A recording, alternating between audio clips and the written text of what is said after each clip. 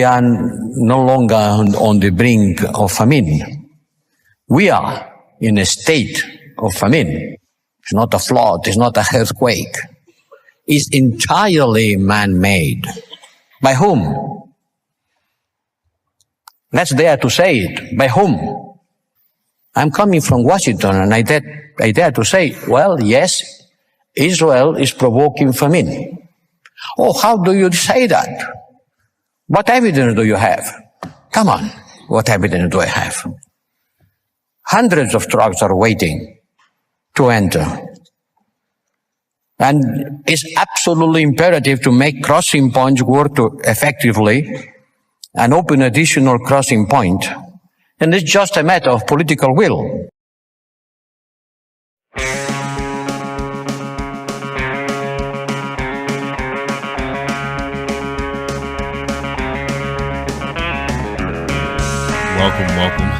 Welcome, friends. David Griscom here, broadcasting to y'all live from Austin, Texas, joined by my good friend and brother, Matt Leck. How you doing?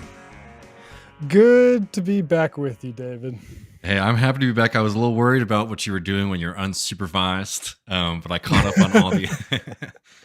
on all the episodes that were really great, and thank you so much for covering for me these past couple of weeks.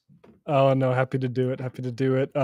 Yeah, it was a very fun time. I got to spend in Austin. I came back with a mohawk. I don't know if people have been able to peep that through the back there. No, it looks sick. I walked around. It was still the progressive bastion that I've always heard it was. I didn't see any sign of Elon Musk at all there. And yeah, it was because you were going to places I suggested, right? Right. Okay, that might be it. Yeah.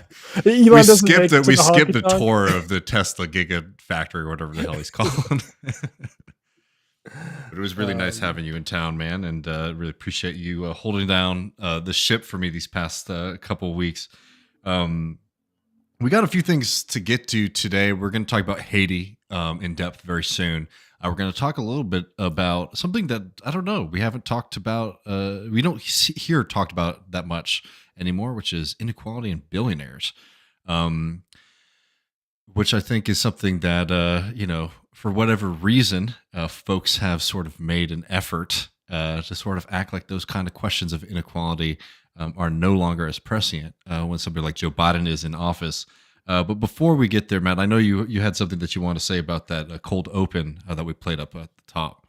Yeah, I just appreciated the frankness. I've lost the reference to who's speaking at the UN there, but European diplomat. Israel is intentionally provoking genocide, and it needs to be stated so clearly. And we have to face the darkness. I think Senator Van Hollen from Maryland is now saying openly that Bibi Netanyahu's lying about UNRWA. The United States and the entire West has still suspended funding for UNRWA. So nonetheless, those lies have taken effect. One of the things I talked about with Robbie Martin with regards to conspiracies is the rush to judgment. And what are we afraid? Are we afraid that the people might think like maybe intelligence services had something to do with JFK? We definitely don't want that, right? That'd be horrible. That'd be the horrible rush to judgment. The type of rush to judgment we do want is the American Senate, which is supposed to be the deliberative body, hears Bibi Netanyahu, known liar, say this aid organization is actually terrorist, and they immediately cut off the funding the exact same day that the International Court of Justice ruled that Israel is committing a plausible genocide. This is not process. This is not confused people. These people this is not naivety. This is complicity. This is every government that decided on that day to say, I don't want to hear that. I want to talk about what Bibi Netanyahu is saying about UNRWA, is, along with Israel, provoking that genocide and intentionally creating that genocide. And all of the port making and all of the different hemming and hawing by Biden, how he's getting, it's all running the clock out. The clock is ticking. People are starving as we speak right now. And I also think, we had this thing where the Canadian Parliament clapped for a Nazi. And all of those politicians, I imagine, are probably Zionists. A lot of them are supporting Israel in this moment right now. And we're talking about the Holodomor starvation in Ukraine. And that is a a crime that you put at Stalinist collectivization, and any sort of mass famine is man-made, and you cannot downplay responsibility of people in power for that. It was not, however, a intentional genocide. That is objectively a product of Nazi propaganda. Lots of people starved at that because of the forced collectivization. It wasn't intentional, and you can find no historians, not even the right wing ones, that will argue that anymore. That's just objective. Some people would be surprised to hear that. That's not really what I find galling, though, is that those folks had and it's not even that they don't bring up, say, the Bengal famine at the same time, where Churchill is as callous to mass starvation, right? Fine. Mm-hmm. But you're going to use the prospect of a famine for what was, now we know, like an imperial project. Of course, I think Ukraine has the right to defend itself against a Russian war. But are the objectives of the Western powers that are helping to support that, are they really sincere? Well, when they start to invoke something like a famine, and then literally a couple of years later do one right in front of our fucking eyes, you have to start to these questions of how sincere this is and what the motives are. You see, actually, they're pretty relevant. And I find it so disgusting every day we wake up. And it's nice that a senator is finally saying what everyone fucking knows, what everybody who pays attention to this even remotely knows, that, yeah, he's lying. And they're calling anyone who wants to sustain Palestinian life terrorists. Yes, we are all at that page right now. We are all on the same page with that. Now, what do we do about it? So, I appreciate that we're speaking clearly about this, but the West needs to act, because, again, like this, I have plenty of time for the crimes of Israel in its less than century in existence. This is about the world structure that put it there, and what it continues to do to the people that it's inflicted it with. I think well said. And it's just been, it never ceases to shock me how brazen the crimes that are being committed are, how out in the open they are, and the kind of tiptoeing around calling it what it is has been from people in positions of power and influence. So it's good when you see some folks using the right kind of terminology, but as you said, yes, it's very true that we need action, and we needed it a long time ago. Well, talking about another part of the world that has been just faced with the brutalities of imperialism and exploitation, we're going to be talking a little bit in depth about Haiti very soon. But I do have to just take a couple of minutes before we dive into that. To note, it's, even though I've been on break for the past couple of weeks, the Lone Star State has been hard at work with all sorts of dangerous and worrying things. We're not going to be able to go in depth into a lot of them. I'll be back this Thursday with a Griscom stream, so if there's any questions or more in-depth things that folks want to hear me talk about, I'd be more than happy to. Certainly there are things like the Supreme Court ruling allowing, at least while the case is ongoing, for Texas to start enacting SB4, which is going to allow the police to arrest folks for transporting people in the state of Texas. Another major setback. We could talk about the Democratic Senate primary here in Texas, where Colin Allred, a man in an empty suit, defeated progressive, sort of progressive, sometimes Pete Buttigieg guy, sometimes a strong progressive, Roland Gutierrez in the Senate, in the Democratic primary for Senate, meaning that there's going to be another figure who's going to raise a lot of money in the state of Texas to very likely lose against Ted Cruz. Happy to talk about that more on Thursday with folks. Oh yeah, Jesus Christ, how could we forget the people on Reddit collectively organizing and getting worked up because pornography, at least from Pornhub, is now inaccessible for people in the state of Texas. Anyway, look, I have some source. Look, whether or not I was in Austin recently and may have encountered a roadblock towards something, not on Pornhub, but a different website, incidentally. It's shocking to me that is, first of all, I'm like, is this not America? And I had that experience in Texas. Like, I am told to register with the state Mhm. to masturbate to pornography? Are you okay? Land of the free. All right, whatever. Yeah, I mean, and it's a wild thing. So, anyways, if people want to hear more about that, maybe join up on Thursday and hang out in the Griscom stream chat, because we got to get to the stories. There's too much to get to in this program today, but I do have to take a quick victory lap on one thing, because, and I know this is a little bit close to home, but these feature some figures who we love to hate.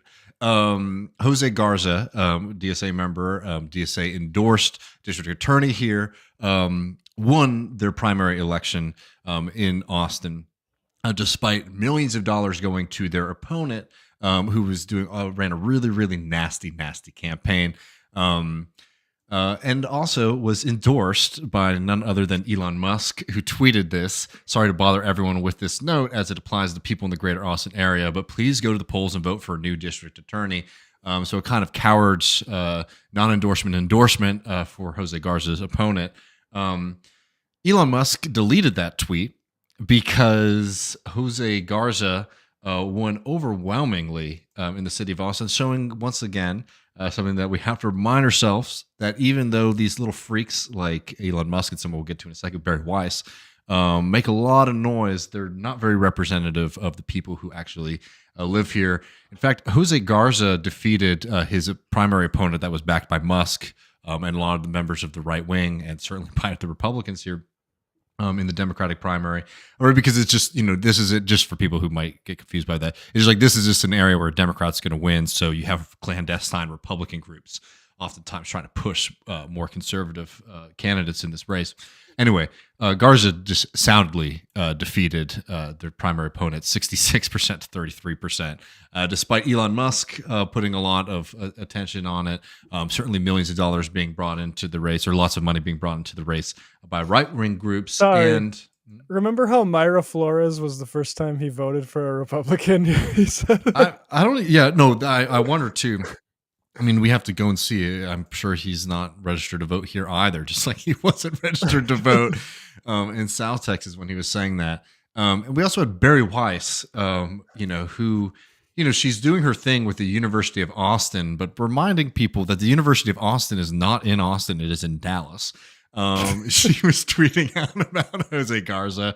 And with this bizarre story that she put out on her website, and tweet saying, crime in Austin is soared under a progressive DA. Tomorrow, Democrats will decide, is it time to put a moderate in charge? This is just factually wrong. Even on Twitter itself, they have the community note here. But yeah, shocking that Barry Weiss, a lover of truth and justice, would lie. The community note here is between 2020 and 2023, violent crime, property crime, and total crime have seen decreases per the Austin Police Department data. Very woke organization, as everyone in the city knows. And Austin regularly shows up to be one of the safest cities in the country, certainly in the South. And look, all I'll say is this: I was very happy, despite all the shitty things that are happening in Austin, Texas, all the weird people who've been coming here, all the rich people who are trying to fuck up the city. It's nice to see the fact that Willie Nelson endorsed Jose Garza, and I'm very happy to live in Austin, Texas, where a Willie Nelson endorsement is more important than Barry Weiss or Elon Musk. So thank you very much to everyone who got out the vote and made sure Jose Garza was in that position. Yeah, I mean, it's good to remember for when these gremlins eventually ride, maybe some reactionary sentiment to success, that it's not them that did it. I mean, because they don't have a lot of juice outside of that. Yeah, no, I mean, it really is something else. Well, before we get to this Haiti thing, there's just one last thing I wanted to do, which was look at some of these numbers here, which are pretty interesting. Now, with somebody like Elon Musk, you have to wonder, like, what the hell is this guy so mad about? And I think we have some clips we'll play in the post game. You get access to that patreon.com/leftreckoning, or we can maybe talk a little bit more in depth about our personal theories about this guy's psychology. But when it comes to somebody like Elon Musk, you have to wonder why he seems to be so upset, particularly about Joe Biden and the Democratic Party. As anyone who's been watching this program or anyone who has a head on their shoulders understands, the Democratic Party is not some radical left-wing pro-worker organization. It is a party that operates in the interests of the rich and powerful. And Joe Biden's presidency has not been an exception to that rule. Has actually been a really great embodiment of that. As we have right here, something that people would do a lot with during the Trump years. These inequality reports. This is from inequality.org, and we have new numbers out here. And this is from March 8th, 2024, a piece by Chuck Collins at inequality.org. Updates, billionaire wealth, United States job losses, and pandemic profiteers. And this is something, if people remember watching Left Reckoning all this year, we would use this a lot to look at what was going on during the pandemic and the lockdown, as we saw just tremendous amounts of wealth being generated by those at the very top, while the vast majority of people were suffering. But anyways, here's the update. Total U.S. billionaire wealth up 88% over 4 years. 4 years ago, the United States entered the COVID-19 pandemic. Forbes published its 34th annual billionaire survey. On that day, the United States had 614 billionaires who owned a combined wealth of $2.947 trillion. 4 years later, on March 18th, 2024, the country has 737 billionaires with a combined wealth of $5.529 trillion, an 87.6% increase of $2.58 trillion. Just astounding numbers. Absolutely astounding here to see the amount of wealth that these folks are enjoying. And let's just look at some of the names here. It shouldn't be surprising to anybody here, but the past 4 years have been tremendously wonderful for folks like Elon Musk, Tesla CEO. His wealth was valued at just under $25 billion. By May 2022, his wealth had surged to $255 billion. Certainly that's because he's been working really, really hard and hasn't slept in about 4 years. Certainly has been spending enough time with his kids. As of March 18th, 2024, Musk is at $188.5 billion, more than a sevenfold increase in 4 years. Jeff Bezos has seen his wealth increase from $113 billion to $192.8 billion. And that's even after paying out tens of billions into divorce settlement and donating tens of billions to charity. The Walt family is doing extremely well. Wealth going up from $161.1 billion to $229.6 billion. In fact, the centibillionaire class is growing. Today, the entire top 10 of the billionaire class are people who have over $100 billion, bringing their collective wealth to a staggering $1.4 trillion. And the only billionaire in the top 15 to see their wealth decline in 4 years was Mackenzie Scott, Jeff Bezos' ex-wife.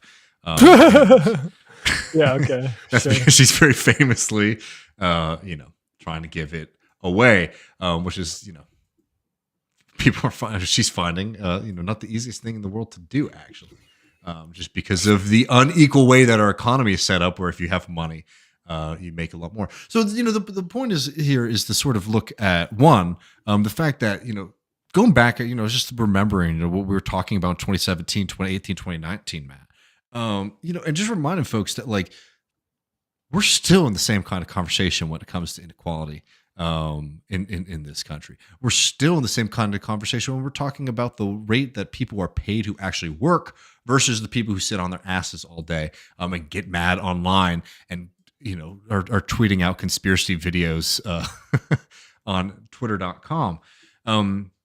That's what the Joe Biden presidency has delivered. Same as the Trump presidency, same as the Bush presidency, same as the Obama presidency. More and more wealth to those at the very top of society, while the rest of us continue to struggle. We're seeing the debate. We've been watching the debate play out for the past few months, Matt, as I'm sure and we've covered a little bit on this program, with the big brains in the Biden camp trying to present the American economy as a big success story. Everyone should be happy, and all the dissatisfaction that Americans are showing when it comes to the economy is just because they don't really understand the numbers or the macros. The debate within the Biden camp has been how to convince people something that they know in their hearts is not true. As Trump looks stronger and stronger going into this presidential election, as his numbers continue to stubbornly stay high. Well, he shouldn't even call them high. They're competitive because Joe Biden is so fucking unpopular. Right. Yeah. Trump is basically fucking rock solid. He's stayed exactly where he is, which is like not great, but better often than Biden is going to need him to be. Yeah. And I was just reading this the other day. Matt, don't worry. Joe Biden's efforts to sort of convince Americans that the economy is doing really well have been working. It now looks like 33% of Americans think the economy is in recovery, which is a big jump up from, in the low 20s just a few months ago. And, So, yeah, 70, what? I mean, for real, though, what, 67% of Americans think that the economy is in dire straits, is not in recovery. And we're looking at this as like some kind of successful metric of the kind of marketing and political communication strategy coming from the Biden camp. It's an absolute joke. And it's because you can't just bamboozle people in the way that the Democratic Party and the Biden administration are trying to do.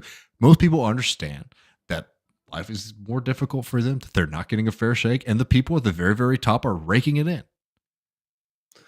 Yeah, and look, Biden has, to his credit, talked about raising taxes to sort of save Social Security.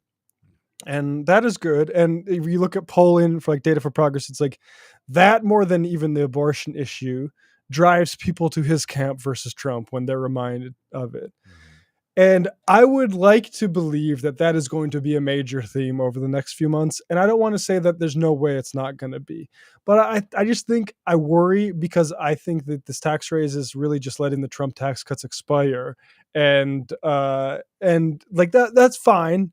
Right. That's one way to raise taxes on rich people is to lower them than the previous guy. But like, I don't know, I'm pretty cynical. I think I would be surprised if Biden, he's getting a clear signal to lean into a sort of class, which is what Obama did to win versus Romney in 2012, right? That's when Romney did the people don't pay taxes or whatever. That's how Obama won. Can Biden do that? We'll see. No, we'll see. And regardless if he wins or if he loses, the fact is that, as we were just saying, is that those at the very top, continue to rake it in. Oxfam is saying that, we're going to see a trillionaire in the next few years, right? Right. So we could continue to have these kind of debates, right? And things could continue to get really heated over who's going to be the president of the United States or who's not. But the fact is those at the very, very top of the society continue to win while the vast majority of us continue to lose. And it's Nowruz, it's the new year going into that, with some energy. Yeah. We need to fucking do something new, and break out of this kind of game, because it is not working for everyday folks. The cost of living is record high from anywhere from Manhattan to Port-au-Prince. And these people are giant piñatas full of money. Okay. We just have to get our shit together, and reseize all that wealth that is just being sucked up into. I mean, it's grotesque, the type of, and it is zero sum at a certain point. That these people, like, I mean, Jeff Bezos' fucking ex-wife. I mean, good on her for getting rid of it. But I mean, man, what a sick world. Look, it just shows something that, again, with her, it's like, this is not somebody who's going out, like all of the kind of arguments that you're getting, from these kind of they are just male influencers, but like, the success bros, Patrick Bet David, who we might have a fun visit from in the post-game patreon.com/leftreckoning to catch that. But we did a video a while back on him on like AOC when he made this idiotic claim that AOC was like sort of running on $1 million for everybody. And he made this point that if everyone got $1 million, that the same people would end up with all the money 5-6 years later, which Matt and I, people can watch it. You can watch on our channel the full analysis of that. But Matt and I pointed out just like the fact is like, yeah, that's exactly the socialist critique of the system. And Mackenzie Scott, like, not even throwing a shade to her. The fact is like, this is someone who's actively trying to give away her fortune. And you see how stubborn it is for her to do that, right? How difficult it is, and how she continues to accumulate more wealth, right? And it's, it's not because she's some stock genius or she's creating tremendous like value with that money. It's just because the United States economy and the global economy is set up to reward people with money. That's true under the Biden administration, the Trump administration. That's true for Jeff Bezos or Musk. When you accumulate money, it's a really hard thing to get rid of because the entire financial system in this country and in the globe is set up for the wealth to continue to grow. And that's the point. It's not hard work. It's not innovation. It's the fact that we have a scam economy that benefits the few at the expense of the rest of us. And, yeah, you could, all of this individual stuff is just so nonsensical when you look at things like, actually, we should do a whole thing on Mackenzie Scott. I think that's a good thing. Maybe we'll do that in the near future. But anyways, folks, enough about that. We're going to go to our conversation on Haiti. Really was such a great thing to have our guest on. You can find links to their work below. Don't forget, after we'll be going to the postgame, patreon.com/leftreckoning. We'll be taking some questions from y'all. We also have some fun clips and things like that. Really helps us grow, and you get a lot of extra good stuff for it. So come by for that. Enjoy the interview. We'll be back in just a little bit.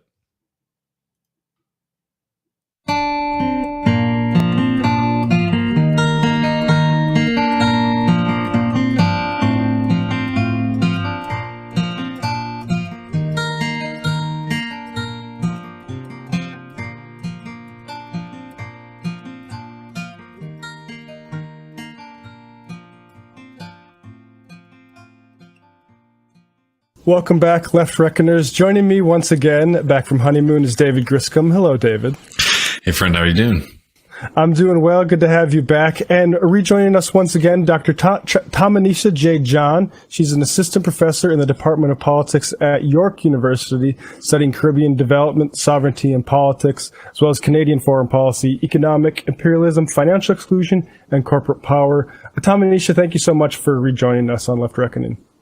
Thank you so much for having me here again. I want to say I think Tamanisha is one of the great educators on, those issues. Check out our previous episode with her, not only on this show but also on the Michael Brooks show. Today the topic is Haiti, and Haiti. Let's start with acting President Ariel Henry. How did he become acting president for folks who maybe haven't been tuned into the last couple of years of Haitian events? Okay, I would say as a very quick backgrounder, prior to Ariel Henry being the president of Haiti, you had a character named Jovenel Moïse, who was assassinated in early July 2021. And after Moïse's assassination, it was the case that a man by the name of Claude Joseph previously, or for a short period of time, assumed power while the Western countries and a bunch of other countries were on this, oh my God, how can a sitting prime minister be assassinated tour? And while on that tour, the question then became by the international community, well, if this guy is unjustly assassinated, why is his pick, Ariel Henry, not automatically made the president? And then this questioning sort of brought to the fore in the global media the fact that Moïse was never elected in Haiti. He had no parliament, and he was effectively ruling by decree. And now, of course, Moïse's presidency in Haiti was made possible by the core group, which is why you had it that he was unpopular, was ruling by decree, and that there were no other governmental bodies or leaders governing alongside him. However, when Moïse suspended parliament prior to his assassination, it showed that within Haiti there was a lot of disagreement between the political and elite ruling classes. And we saw this come into play after his assassination, when Joseph briefly assumed power prior to passing it on to Henry 2 weeks later. And so when Henry assumed power, it's because he was able to get support from the core group via a 2-paragraph statement for him to become the president of Haiti. And the crux of this statement was essentially that Henry is recognized as the president, and US and UN representatives shared the crux of that statement by recognizing Henry on Twitter, which is why Ariel Henry is regarded or known as the first president to be installed by a tweet. But really, he was installed by the core group, and their decision was only made public to us and to Haitians once those tweets obviously were put out. And so Henry was viewed in a very similar way to Moise by Haitians. That is, he was seen as someone who was unelected, illegitimate, unpopular, and would rely on empowering the police and different sort of security factions and mercenaries to maintain his position that he was not elected for. And like Moise, Henry received the backing of Western leaders, but unlike Moise, Henry was not assassinated, but made to resign by those same forces that put him in power, likely due again to these elite and political disagreements in Haiti that did not resolve themselves when he claimed power. And so if you remember a couple of days ago, he had this very public resignation, and people were crediting CARICOM and the core group for why he publicly resigned. But of course, you also have the fact that he wasn't able to return to Haiti, not just because of gangs as they try to, make it seem like, but it's because the fact that Haitians have continued to protest Henry just as they did Moise, and they were protesting him a lot more forcefully given that he was out of the country because he was in Kenya to get support for this armed mission in Haiti. And so I think that that's very important to mention, because it's not the fact that a ragtag bunch of gang leaders or gang bangers stopped him from entering the country. He was unpopular. Yeah, I mean, before we get to the core group, I mean, that whole narrative frame, let's just address that for folks, because it is really like a throwback, low resolution type of racism. I feel like we're getting from mainstream media, where it's like, oh, it's gangs going on in Haiti, and that's why they can't do democracy down there. How should people understand the term gangs when sort of thrown out in this context? So, gangs, just like the core group, they all have a history and a function in Haiti. And so when we talk about gangs in Haiti, just as when we talk about any phenomenon in Haiti or any phenomenon in the Caribbean or anywhere, it is always my belief that you must lead with a clear class analysis. And if you don't have an analysis on capitalism, imperialism, and white supremacy, it's going to be very hard for you to understand what is happening in Haiti and other parts of the world in the Caribbean. And so it's not surprising that you also pick up on these sorts of racist narratives and tropes around gangs. I tend to focus on the Caribbean, and with that, I understand that I have to, know all of these things about history, since that informs the present there. And also it has an impact on people living in the region there. And so you have to be able to talk about the history of colonialism, enslavement, indentureship, forced displacement, dispossession, forced isolation, foreign intervention, economic exploitation, and how all of those things have worked and continue to work to legitimize things like discrimination, exclusion, and underdevelopment in these places. And so as it regards Haiti, all of these things are true since Haiti is a Caribbean country. And so when I see the sort of gross and racist securitization of Haiti and the dehumanization of Haitians, I know it stems from Haitian history, and I know that it has both informed and impacted narratives on Haiti. And before, when I would talk about Haiti, I would always mention the Haitian Revolution. And now I don't as much, because I see that a lot of people tend to exceptionalize that, or blame it for Haiti's current situation, or use it to victimize Haiti. And then, that's where the analysis starts and stops.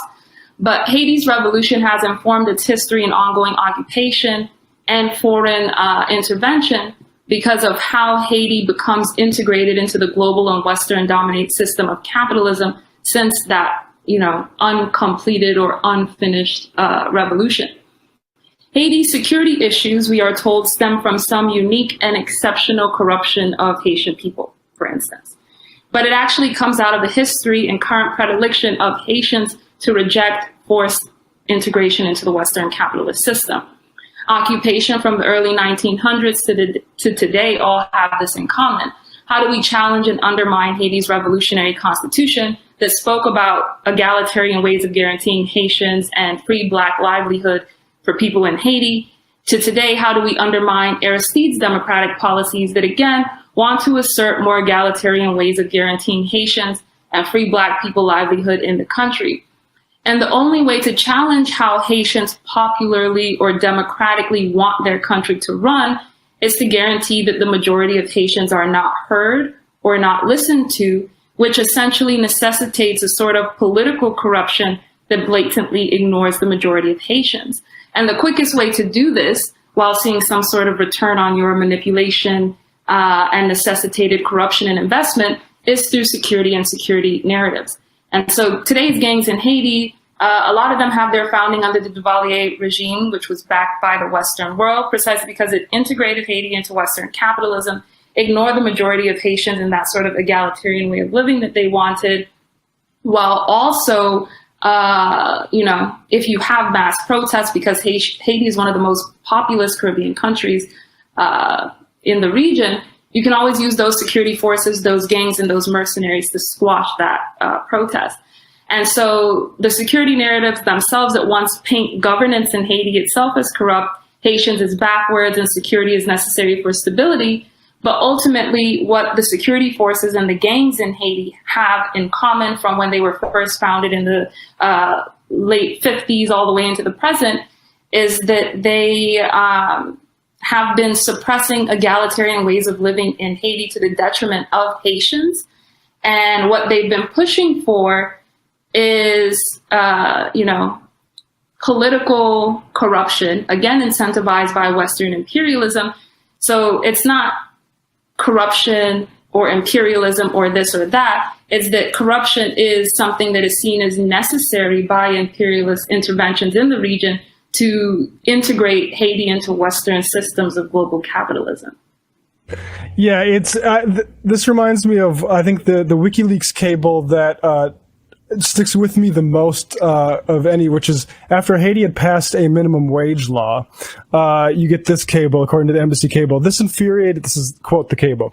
This infuriated American corporations like Haynes and Levi Strauss that pay Haitians slave wages to sew their clothes. They said they would only fork over a 7-cent an hour increase, and they got the State Department involved. The U.S. ambassador put pressure on Haiti's president, who duly carved out a $3 a day minimum wage for textile companies. The U.S. minimum wage, which itself is very low, works out to $58 a day.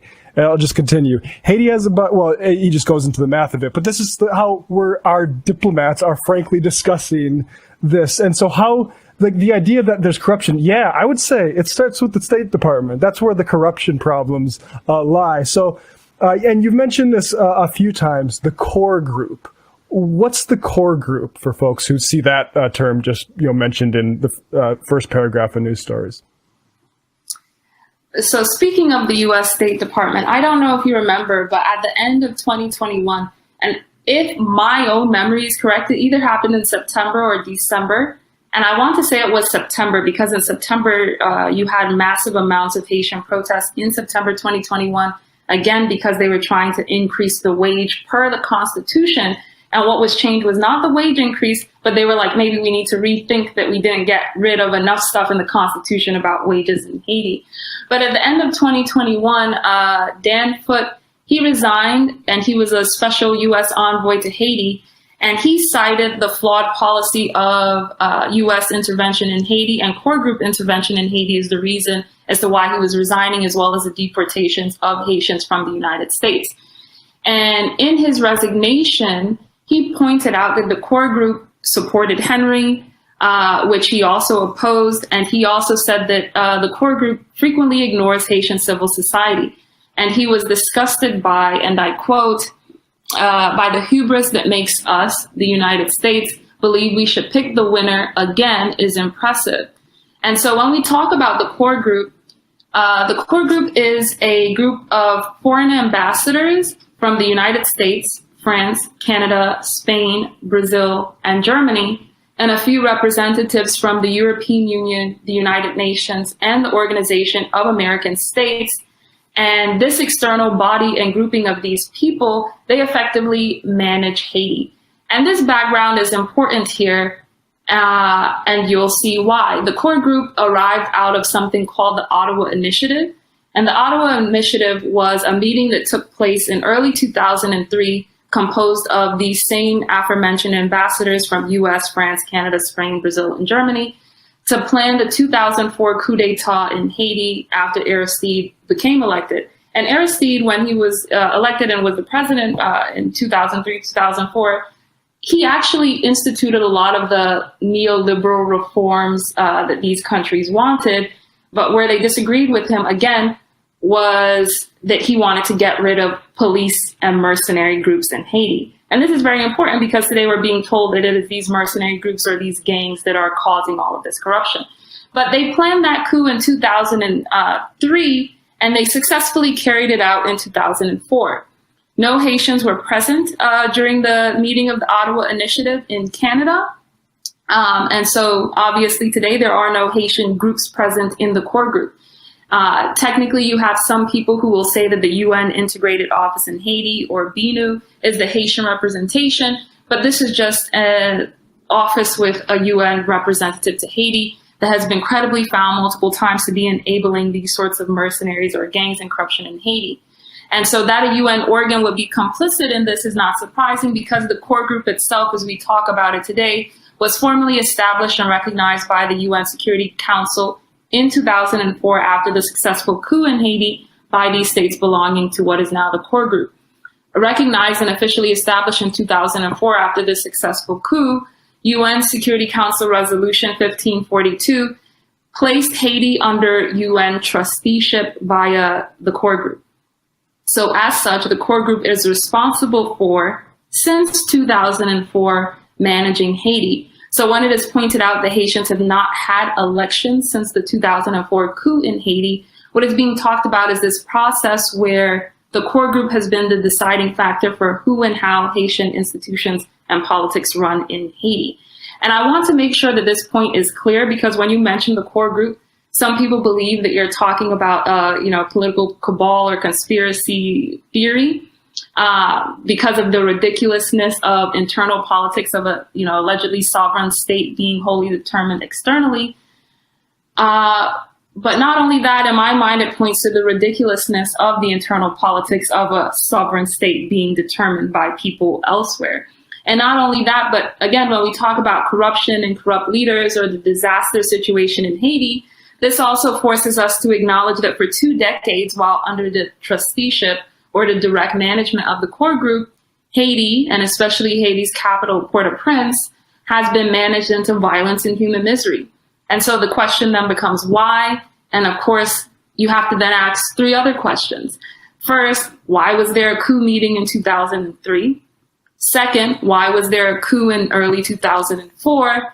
And third, why have the coup plotters and the coup carry-outers management of Haiti been disastrous for Haitians, but their trusteeship has been allowed to continue as sanctioned or supported by the UN? So when Haitians are holding those signs saying UN out of Haiti, core group out of Haiti, US, Canada, France, etc. out of Haiti, it's very clear to them who their overseers are, precisely because these things are sanctioned. These are not conspiracy.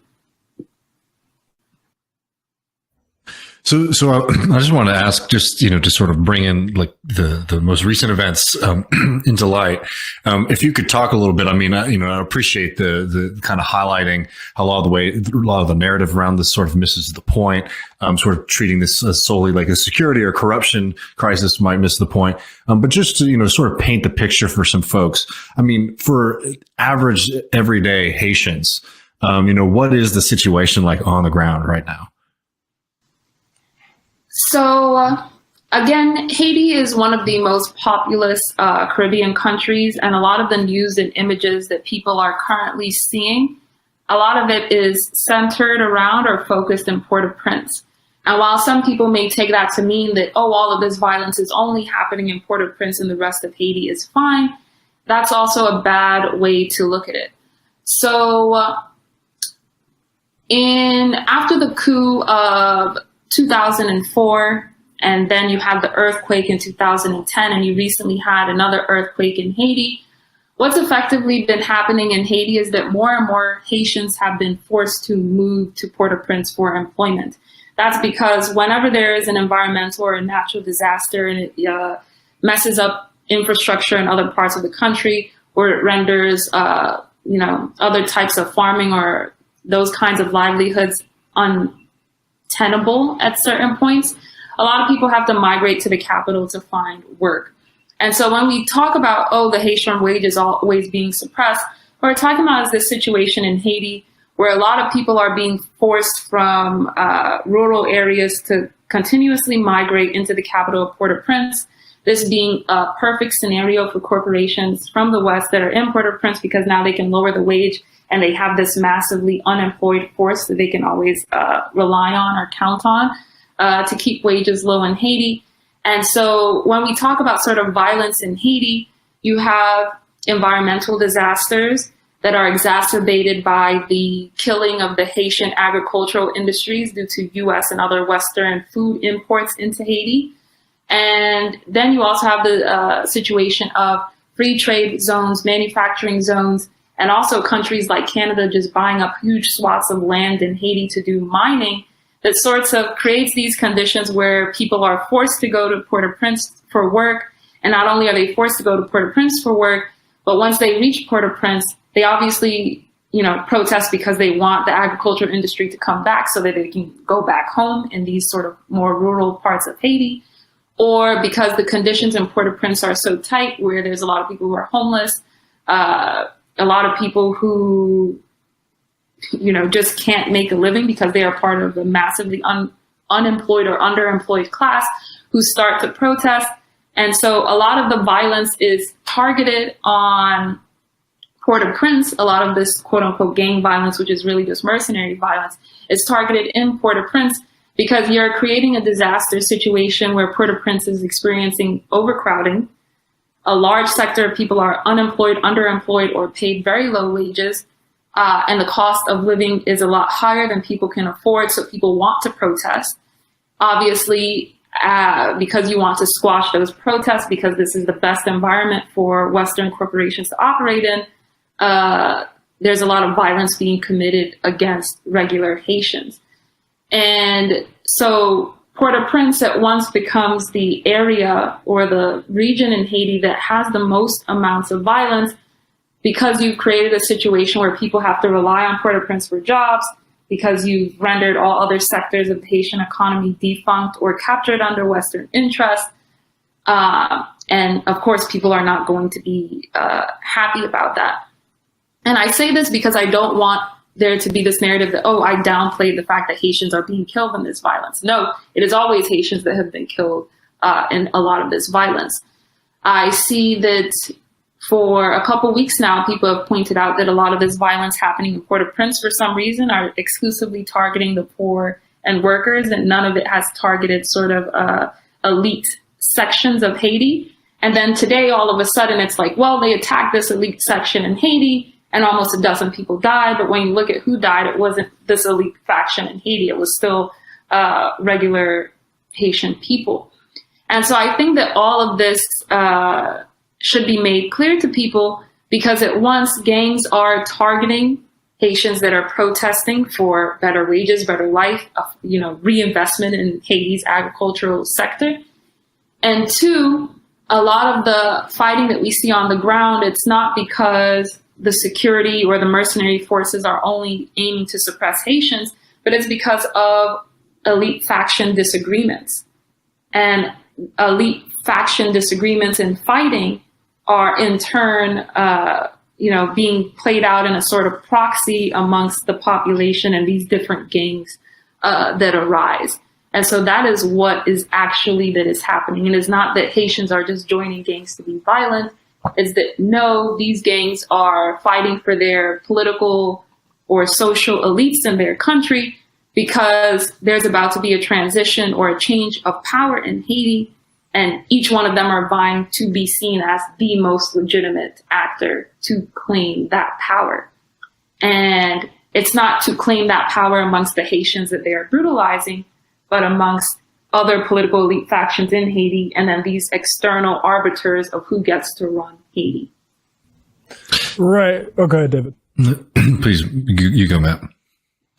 I was just going to say, so now we have basically negotiations, it looks like, between Kenyan security forces and the core group.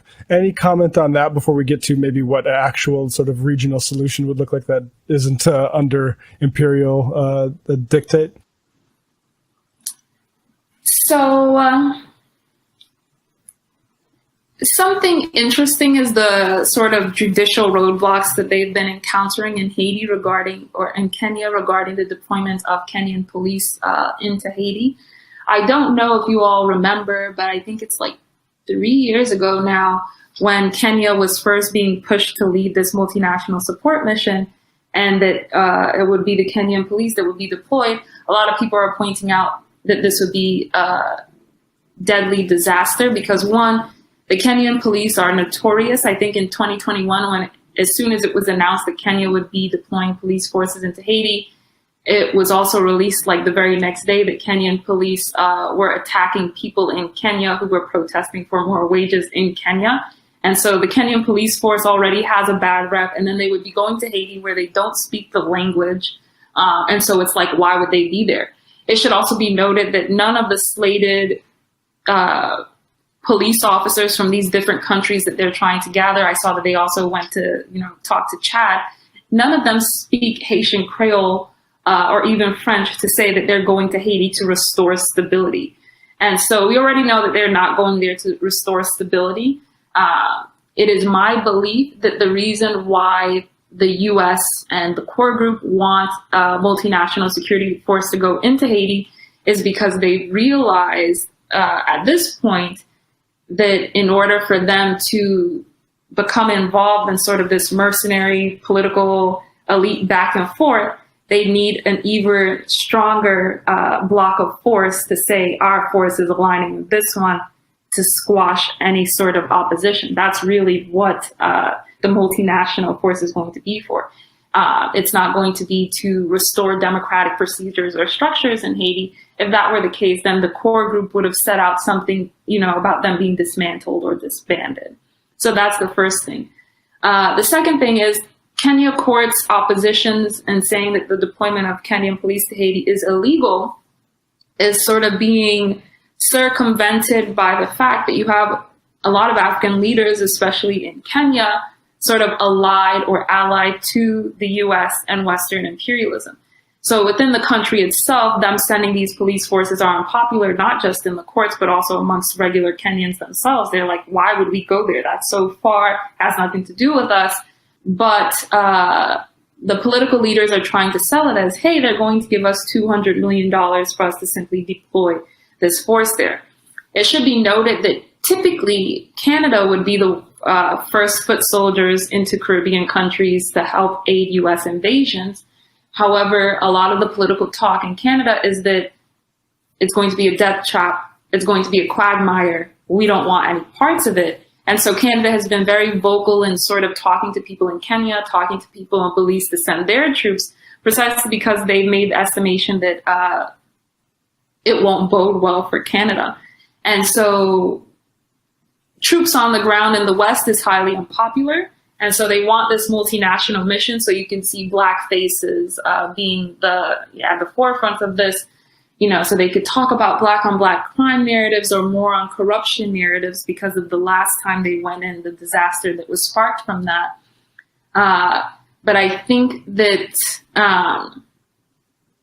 any sort of armed intervention in Haiti is going to end disastrously for the U.S.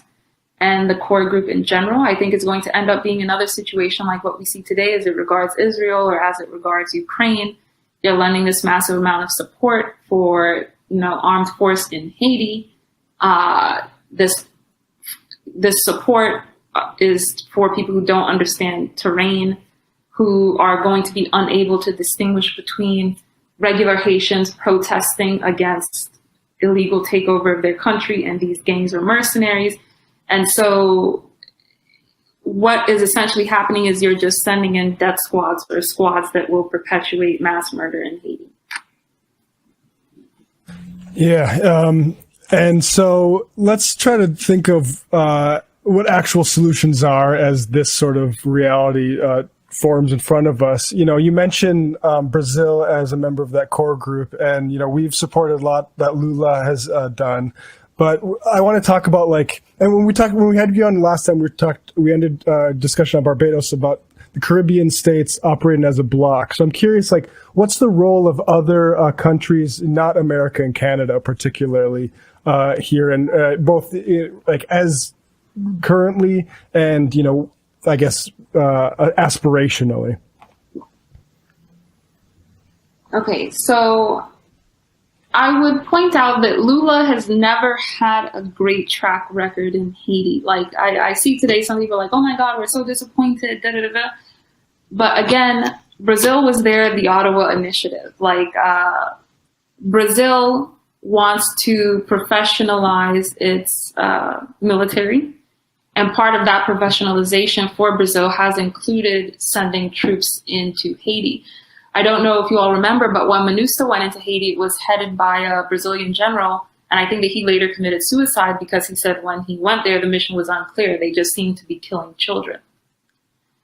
So that was it impacted Brazil very negatively. And so that's also why even in this conversation today, Brazil doesn't want to send troops on the ground in Haiti. It supports the West going into Haiti, but they've been very clear, no Brazilian soldiers, because it's not just that a top general committed suicide and left that as his last message, but a lot of the Brazilian soldiers came back and were like, never again, not for us. And so we'll put that out there. And then we have this body now called CARICOM. And again, the core group has effectively been pointed out to people as disastrous for Haiti. And so the core group did something unique, but not unique this time, in that they solicited help from CARICOM to be granted some regional legitimacy for their armed intervention in Haiti. Just for a little bit of background, some people may not know this, but when West Indian Federation failed, CARICOM was born from the Caribbean Free Trade Agreement, or CARIFTA. And when CARICOM was born, it was to allow US and other capitalists penetration into the region and not just the British. But nonetheless, given the history of CARIFTA, a lot of people associate CARICOM with regional economic integration of member states, even though it acts as a primary vehicle for economic integration of member states into Western capitalism. And so Haiti is also a part of CARICOM, for instance. But not only that, less discussed, but extremely important when we talk about CARICOM, is that their second mandate outside of sort of economic integration is to converge or have a solidified foreign policy. So how do we make all 17 of these Caribbean states agree on a foreign policy for the region? And that typically had a less analyzed role, because a lot of people focused on sort of how Western capital was penetrating CARICOM for them to pursue different initiatives throughout the Caribbean. But I would say in the post 9/11 era, and you started to see it a bit after the war on drugs, you sort of have this foreign policy convergence of states in the region that allowed partnerships or alliances with the US, Canada, or France input into Caribbean foreign policy. And again, since they want their foreign policy to be almost unified, it means that now, instead of having, only 6 states in CARICOM agree and the other 10 or 11 don't, so we can't do it. Now it's like, you all must agree on this, and we're going to have 10 meetings to make sure we're all going to say yes. And if you disagree with it, you have to go into another body to disagree with it. But CARICOM as an entity is going to say, this is our foreign policy. And I think that discussing that is extremely important, because taken together, you have CARICOM's foreign policy mandate, where they all want to agree on a foreign policy. And they also have this, they receive a lot of funding, and they do a lot of collaborations with Western corporations who play a part in determining what that foreign policy looks like. And so because of this, you more or less start to see why there would be such a convergence of Western imperial ambitions in this quote unquote community on Haiti. Not only that, but this is by design, given its external funding situation. Many people tend to blame the lack of regional integration on states' conception of their own sovereignty. But I don't think that Caribbean people are simply more prideful than Europeans to be able to craft something like the EU. And as we recently saw with Guyana-Venezuela tensions, these states are very clear regarding how they view violations of state sovereignties. A large issue has always been, how are they favoring Western capitalists? And then in regards to foreign policy, how are they favoring Western capitalist foreign policy? it was easy for them to say, we want a sovereign Guyana and we view Venezuela's overreach, when Western foreign policy believes that Venezuela is this aggressor that must be countered in the region. And when you have a similar situation happening in Haiti, where Haitians are saying, we want you guys out of Haiti and we don't want our sovereignty to be violated, it's very easy to see why they will say, well, no, actually, you do need to be under tutelage and we're going to help devise this presidential council along with the US. But since we're here, it's not strictly a Western thing to help you because you have an untenable security situation. I think that that's very important to point out because some people thought CARICOM was being hypocritical, but it's not that CARICOM is being hypocritical. CARICOM is still following sort of Western mandates on foreign policy, but doing it in this very weird way to legitimize intervention in Haiti. That being said, I think the last time I was on you guys' program, I pointed out how people view Mia Mottley as this darling of the left, even though in Barbados, through CARICOM, when she was the chair of CARICOM at that time, and right now the chair of CARICOM is Guyana, she was selling out huge swaths of Barbados land to these real estate investors and made the cost of living in Barbados very high. I remember telling you all that. And again, today you had a lot of people saying, oh my God, I can't believe Mia Mottley agreed to come up with this solution for this presidential council, da da da da. But again, it's in line with Mia Mottley's politics, right? She is also beholden to these same sort of Western funding. She has these Western corporate interests that she has for her country. And a lot of these countries want funding. For instance, even though we talk about gangs in Haiti, this year there's been more murders, crimes, and gang violence in Trinidad and Tobago and in Jamaica than in Haiti. But you don't see people saying we need armed intervention in Trinidad or in Jamaica. And that's because those are two countries that have successfully integrated themselves and pacified a lot of their citizenry into being integrated in a type of Western, capitalism that the West likes. Again, that is not true for Haiti, where you have a public who has, again, been steadfast and resolute in saying, we want democracy and we want you guys out of our country. And so you just have to keep those things in mind. I think ambition-wise, what are states' ambitions? I think a lot of states in the Caribbean, again, thinking about history, thinking about colonial narratives, it is not just that the U.S. is trying to preemptively say we don't want Haitians migrating into the U.S., even though we're causing this crisis in Haiti. But you have a lot of Caribbean countries who are doing that as well. Last week, Jamaica and the Bahamas, they said any Haitians that they intercept trying to come into their countries are going to automatically be labeled as fugitives and marked for deportation. And they said that it's because they won't be able to distinguish between regular Haitians and Haitians who are a part of gangs. How are you going to be unable to do that? I don't know. But this is in line, in the CARICOM community. You have people who have free movement across countries, but that has never been true for Haiti and Haitians. And so a lot of it is also incentivized by, if we make Haiti stable, we won't have Haitian migrants coming to our countries as well. And it's very racist, same sorts of racist language and tropes that these states use as well. Yeah, horrible that is such a widespread phenomenon, and that we really setting the the tone on that from the top here, both Biden and Trump, frankly. Anything else that we should know, Tamanisha, before we let you go on this?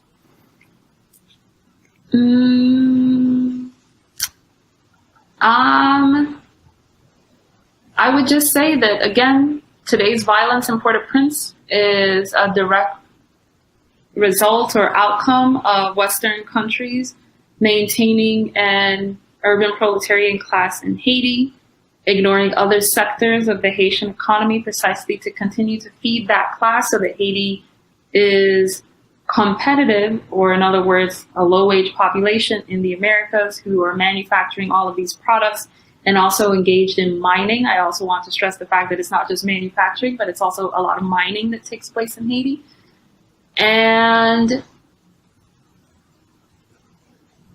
any sort of armed intervention in Haiti will not be to stop corruption or will not be to bring democracy in Haiti, but it's to aid an already unstable and illegitimate governance structure in Haiti that determined externally already, because Haitians continuously refuse and reject integration into the Western capitalist system. Tamanisha J. John, you can follow her at Tamanisha John on Twitter and Tamanisha John on Instagram. Thank you so much, Professor, for educating us today. Thank you so much for having me. Bye-bye.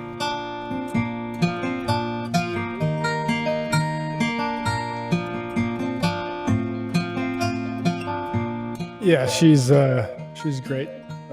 If you are at York University, take Tamanisha's classes. Absolutely.